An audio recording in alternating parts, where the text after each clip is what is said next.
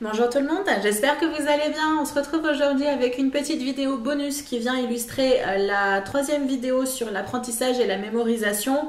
On va aborder le thème de la mémorisation par répétition espacée.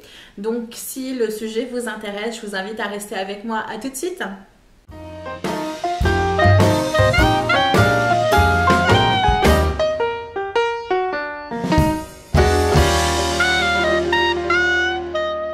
Donc comme je vous l'ai dit au niveau des différentes vidéos que j'ai pu vous présenter, j'ai dû vous le répéter une quinzaine de fois, mais finalement c'est comme ça que vous allez l'intégrer.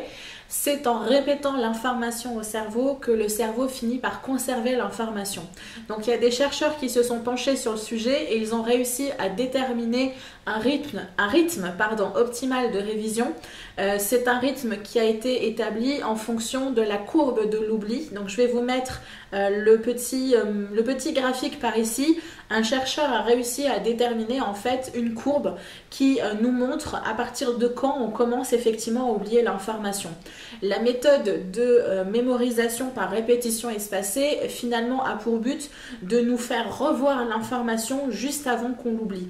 Donc du coup la courbe d'oubli finit par faire des petites montagnes et va aboutir au bout du compte à devenir stable dans le sens où au bout de 21 jours on a totalement mémorisé l'information. 1, 3, 5, 8, 13 et 21, non, c'est pas les bons chiffres du loto, c'est tout simplement les jours parfaits pour pouvoir réviser vos cours. C'est ce fameux intervalle qui a été défini suite à des études. Donc on va en jour 1 effectivement relire son cours, c'est ce que je vous expliquais dans la vidéo sur l'apprentissage et la mémorisation. Le jour 1 est très important parce que c'est le jour où effectivement vous récupérez l'information pour la première fois, vous entendez le cours, vous prenez des notes et vous relisez vos notes. Je l'ai déjà dit dans la vidéo précédente, mais je vais me répéter, la relecture de vos cours vous permet de faire 3 choses. La première, c'est que ça vous permet de vérifier que vous avez une information complète, que vous avez bien récupéré l'ensemble des données que le professeur vous a remis.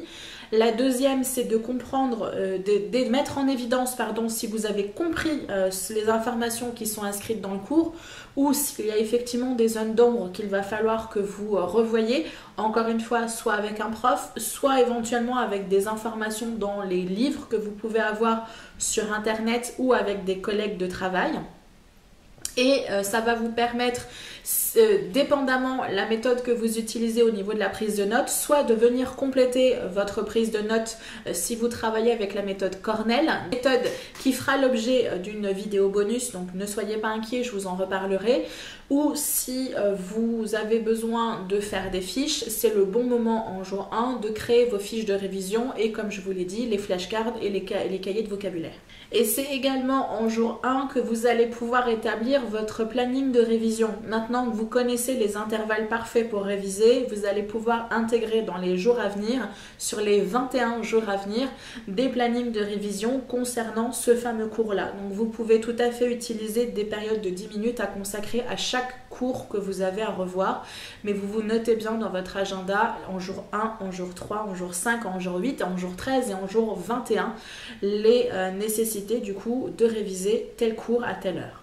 Les jours 3, 5, 8, 13 et 21 vont vous servir effectivement à revoir les cours, mais vous allez donc pouvoir relire les cours, éventuellement reprendre vos fiches de révision, vos flashcards et éventuellement travailler avec les collègues, mais ça va surtout vous permettre aussi de vous auto-évaluer. Donc essayez de vous mettre en situation d'examen et essayez du coup de vous poser des questions par rapport à ce cours-là et essayez de voir s'il y a des zones d'ombre à revoir et dans ces cas-là, vous pouvez l'intégrer dans votre roadmap. Je vous invite à aller voir la vidéo si vous ne l'avez pas vue. Je vous mets encore une fois le lien en barre information. Ça pourra vous être utile pour du coup garder un œil sur les choses à revoir, les points, encore une fois, zone d'ombre. Si vous avez la possibilité d'avoir un contact facilité avec le prof, vous pouvez tout à fait essayer de lui demander des exercices supplémentaires pour pouvoir travailler un point en particulier par rapport à le détail du cours que vous ne comprenez pas, ou vous pouvez lui demander des explications complémentaires. Passé cette période de 21 jours, il ne faut pas mettre votre cours aux oubliettes et à la poubelle, bien au contraire, mais vous allez le revoir de manière régulière de temps en temps. Vous pouvez tout à fait prendre le temps de le relire ou de relire au moins les fiches, histoire de vous rafraîchir la mémoire, mais vous n'aurez plus besoin de le revoir de manière très régulière et très rapprochée au niveau du temps. Je pense que vous avez intégré que ce qui n'est pas utilisé est effacé, donc plus vous allez revoir une information, plus vous allez la relire, plus vous allez l'utiliser au quotidien, plus cette information va s'inscrire et va pouvoir être utilisable pour les examens, pour les travaux pratiques et éventuellement pour le travail que vous ferez plus tard. Je vous laisse là-dessus, je vous dis à très très bientôt et d'ici là faites attention à vous. Bye bye. On va parler aujourd'hui de goal setting, donc ça c'est une expression anglaise